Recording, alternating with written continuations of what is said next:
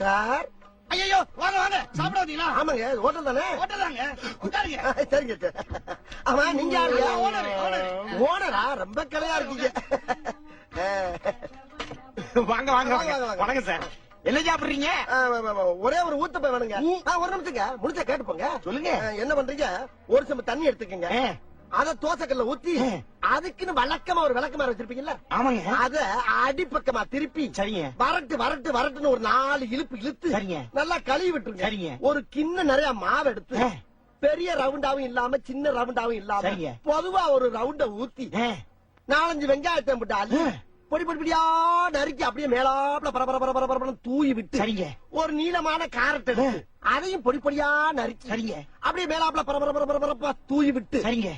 ஒரு 16 கரண்டி நெய் எடுத்து சரிங்க. அதுல 6 கரண்டி நெய்ய உள் சைடு அப்படியே லேசா விளாவி விட்டு சரிங்க. 10 கரண்டி நெய்ய தோசைக்கு வெளி சைடு அப்படியே மேலாப்ல விளாவி விட்டு சரிங்க.